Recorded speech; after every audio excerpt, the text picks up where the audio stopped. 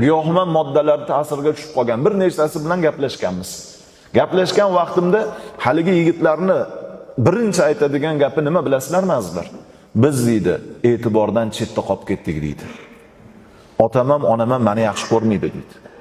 G'ami tashvishi deydi, yangi ulov olish, uyni ziynatlash, daromadini ko'paytirish, o'tirgan joyida mustahkam o'tirish.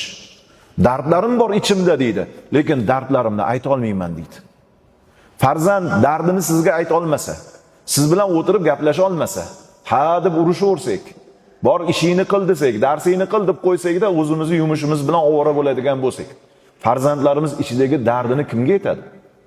Atrofda hech kim dardini eshitmagandan keyin shu narsaga o'rganishni boshlaydi. Insof qilib aytaylik-da, bir kunda necha marta gaplashyapmiz bolamiz bilan.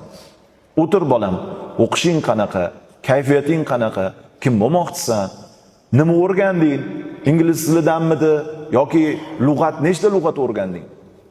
Nimani o'rganding, darsda necha olding deb gaplashib ko'rdingmi?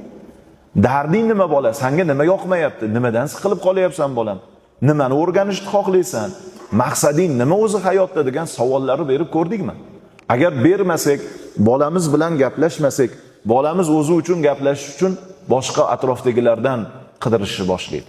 Atrofdan topolmagandan keyin o'zini nafsini xotirjam qilish uchun shu tabletkaga o'xshagan narsalarni ichishni boshlaydi. Men so'raganimda 15 yosh yigit aytib beryapti. Nima qilasan shuni ichib, nima foyda ko'rasan desam, aytayaptiki, qoraka butun boshli boshqa dunyoga tushib qolaman deyapti. Ota-onam urushib bergani ham, ularni o'zaro urushi ham, baqir-chaqiri ham menga ta'sir qilmaydi. Maza qilib tebranib yuraman deyapti. E'tibor beraylik-da, bolalarimizni kimni qo'liga, nima holatga tashlab qo'yamiz?